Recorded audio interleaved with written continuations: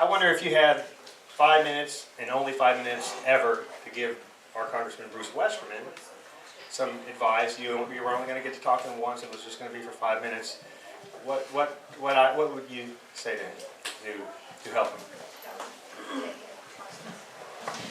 First of all, I tell him thank you, that no matter where you are in Washington, if your family's there, my first 2 terms, I came back to the district every weekend. It kills you. You know, you're going back and forth, so the family separation there is tremendous, and the strain on the family is tremendous.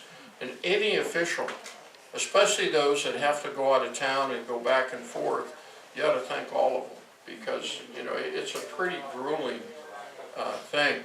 Secondly is look at, and they will try, Bruce knows exactly what they need, what the needs of Arkansas are. And those are the committees that he will try and get onto.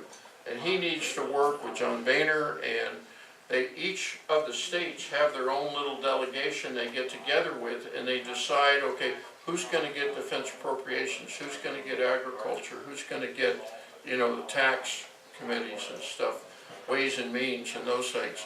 And tell him to fight to get that coalition and to work with other people. I would also tell him to seek out the Democrats that you can work with.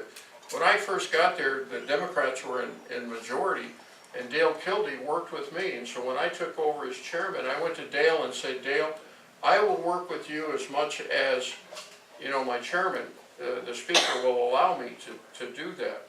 And you find individuals on the other side of the aisle that will support you. You know, I watched, I don't know, I hope you all watched, I didn't think I would like it, but I loved it. It was the story of Mandela, and how the things that he went through. And at the end of this, even the peoples that tortured him, he forgave them. He knew that going on and the fights and the battles between different groups was going to rip his country apart.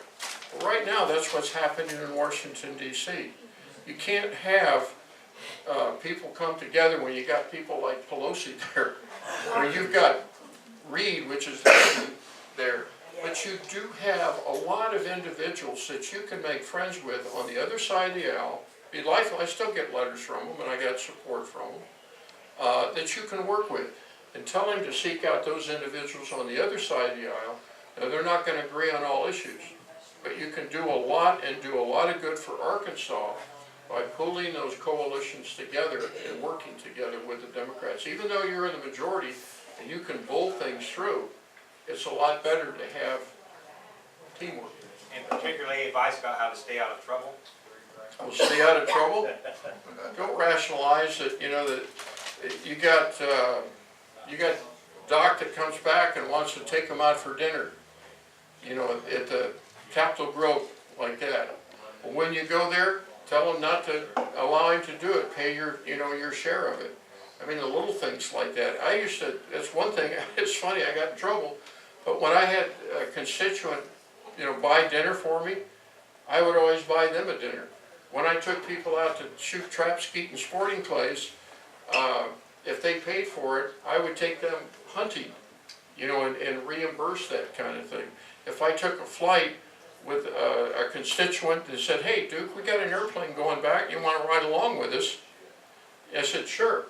But by law, you have to pay a first-class ticket. You have to find what would United or American charge you from Washington, D.C. to go to San Diego, and you have to pay that ticket. My chief of staff managed all that and stuff. So just tell him to make sure that he knows the rules and he goes by the rules. And there will be all kinds of people up there that will try and get you in trouble.